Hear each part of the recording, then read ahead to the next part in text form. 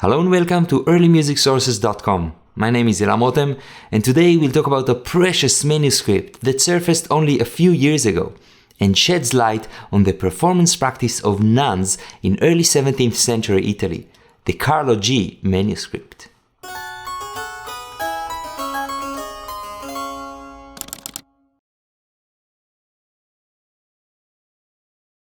It is not so often in our field that a manuscript that was unknown for 400 years suddenly comes to light. It is even less common that such a manuscript has major significance for musicological research. This is the case, however, with the recently surfaced Carlo G manuscript, which thanks to its more than 300 pages opens a window to hitherto unknown beautiful music and highly virtuosic and interesting musical practices. In this episode, we will examine it and listen to some of its music. Let's start. The Carlo G manuscript was bought in a flea market near Vienna in the early 2000s for about 60 euros. Quite quickly, it became clear that this manuscript might be important and it was sent to auction. In 2007, it sold for £65,300, but since then it has been held in private anonymous hands, inaccessible to scholars. However, research on its content, albeit limited, is possible thanks to scans made prior to the auction. The manuscript contains dozens of motets for one or two voices and organ accompaniment. Most pieces seem to have been composed by someone with the initials C.G., whose full name seems to appear only in the table of contents of the manuscript. Sadly, however, a dark stain hides his last name. This is why this manuscript is called Carlo G.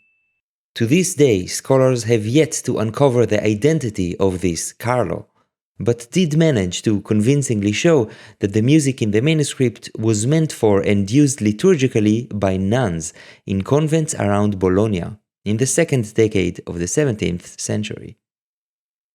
Other than pieces by Carlo G, there are a few pieces, or arrangements of pieces, by other composers. The most well-known one is Giulio Caccini, the famous monodist to whom we dedicated a special episode. Then there is the famous madrigalist Luca Marenzio, and three others, Paolo Quagliati, Girolamo Giacobbi, and Bartolomeo Barbarino. Apart from the piece by Marenzio, none of the other pieces in the manuscript have been found in other sources so far. All the items are what scholars refer to as unica. Aside from the discovery of hitherto unknown music, the significance of the Carlo G manuscript lies in two main areas. The first is its demonstrations of the way polyphonic music for 5 to 8 voices was arranged into a smaller setting for only 1 or 2 voices and accompaniment. And the second is the unusual notation of the manuscript, notating in detail things that are normally left to the skills and taste of the performers. Let's see. Some pieces in the manuscript are said to be arrangements of polyphonic pieces for 6, 7, or 8 voices. For example, above the motet Sic parasti cor meum, there is a reference to a piece by Luca Marenzio titled Se bramate ch'io mora. This piece is a madrigal for 6 voices that was published in 1587. What seems to have happened here is that Carlo G took this secular Italian 6-voice madrigal and, in a process of contrafactum and arrangement, turned it into a sacred Latin motet for 2 highly ornamented voices and organ accompaniment. In the process, he also transposed it, as called for by the clef combination of the madrigal. This was probably done in the following manner.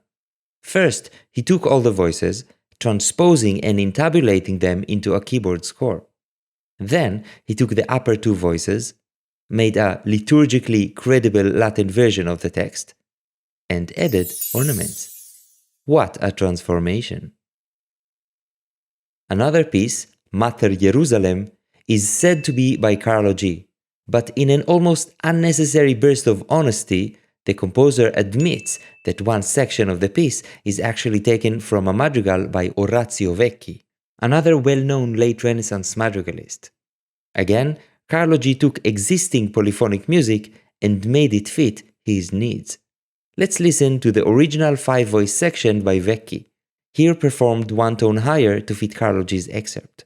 Ancor vedranno d'erbette rivestirsi eta pioggia. And now, Carlo G's version for two upper voices, in this case a soprano and a violin, and organ.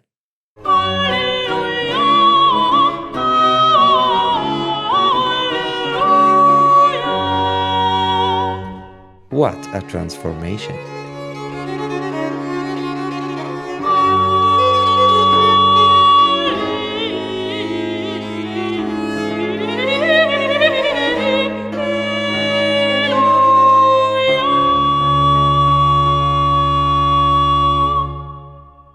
Now, there are pieces that are not specifically labeled as arrangements of polyphonic pieces, but which we can tell actually are.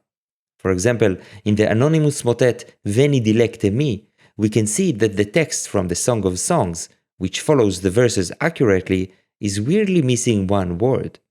The verse should read Si floruerunt mala punica, whether the pomegranates are in bloom, but in the actual music the word mala punica, pomegranates, is missing, making this verse meaningless. If, however, we look at the organ part, we can discover some of the lost vocal lines that seem to have originally held the full text. Si floruerunt mala punica. Let's listen.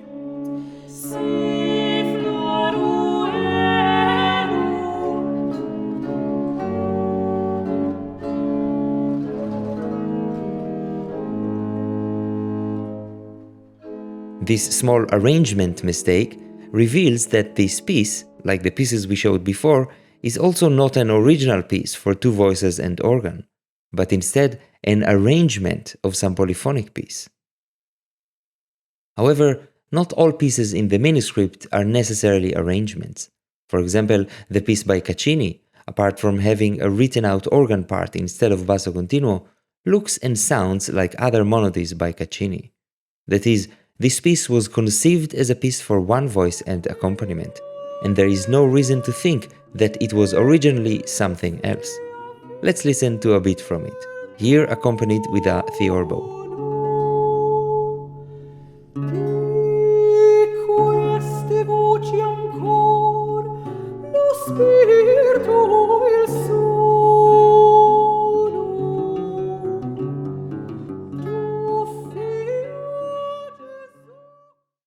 Generally, most music from the beginning of the 17th century was notated in a simple manner, and it was up to the skills of the performers to realize it and bring it to life.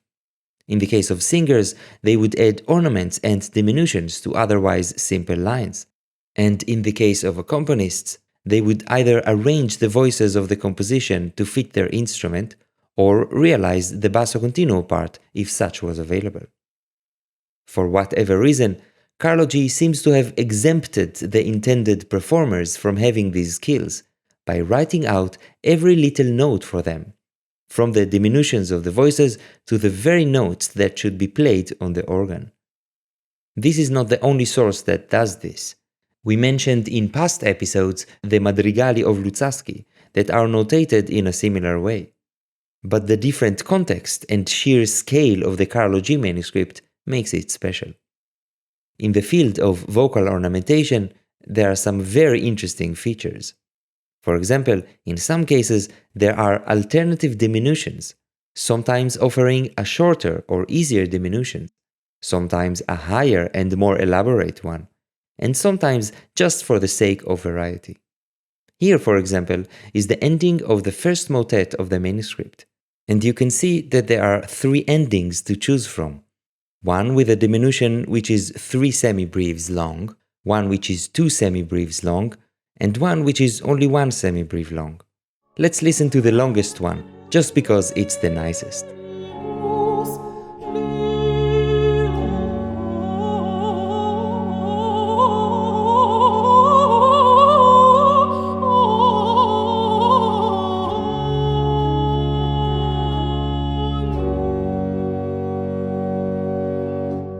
Not bad. Here the diminutions are a simple string of 16th notes, but in other places it is more varied and more elaborate. Let's listen to the epic ending of the motet Veni dilecte mi that we discussed earlier, where the brilliant ornaments really spice it up.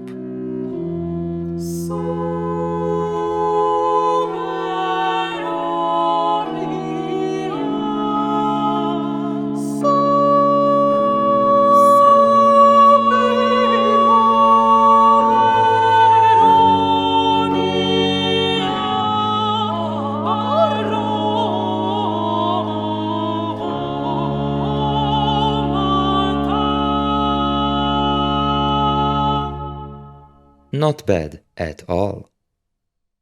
The written out accompaniments consist of the following features: consistent doubling of the skeletal lines of the vocal parts, equal distribution of the voices between the hands, inconsistent number of voices on each chord, and sometimes short diminutions between sections.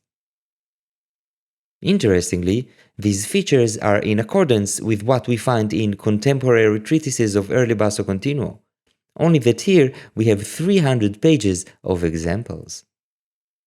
An extremely interesting feature in this regard is the double appearance of some motets, once with the typical organ accompaniment and once with chitarrone intabulation. In addition to all the written out elements that we mentioned, the manuscript is swarming with ornament signs or performance instruction signs. Some are quite straightforward to understand, but some are less so. Let's see. There are 3 ornament signs found throughout the manuscript. The most common is the plus sign, and then there is the G sign and the TR sign. While the G and TR seem to stand for gruppo and trillo respectively, ornaments that are found in many sources from the time, the plus sign is slightly more elusive. The sign most commonly appears on the last note of a run, and the possible explanation for it is found in Francesco Severi's collection Salmi Passaggiati from 1615. In it, an F sign is used, which according to Severi stands for fermare, stop, as a little stopping is needed in order to avoid confusion between different diminutions or at the end of one. A similar instruction is found in Frescobaldi's preface to his first book of toccatas, also from 1615, where he asks for a brief articulation stop between quick diminutions. In addition to this, there is one case in the manuscript where a piece appears twice. In one, the plus sign is used, and in the other, the rhythm is altered in such a way that it mimics a little stop. According to this, it seems that the little stopping is not at the expense of the flow of the music, but instead that one has to hurry up a bit beforehand in order to allow the little gap before the next beat.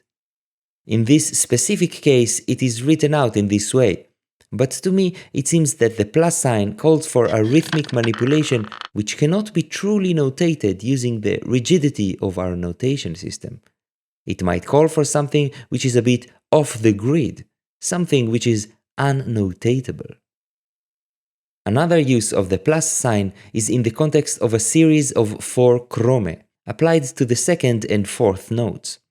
There is no direct evidence for its meaning, but a possible interpretation, following a similar logic of arriving at the sign slightly earlier than notated, is a transformation of the 4 equal chrome into a Lombardic rhythm of short-long, short-long.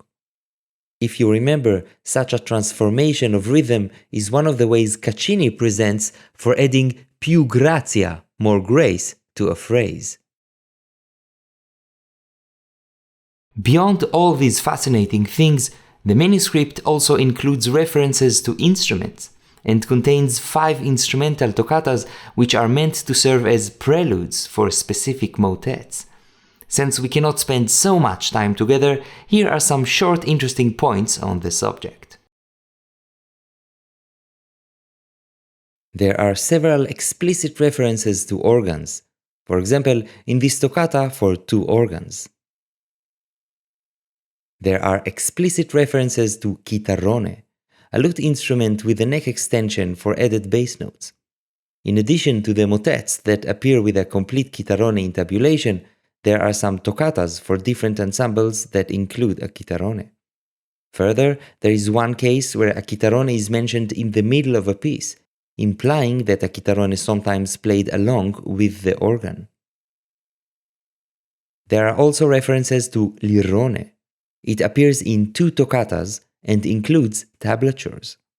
The lirone is a bowed string instrument with between 9 and 16 strings, and thanks to its ability to play sustained chords, it was used often in the early operas when accompanying recits.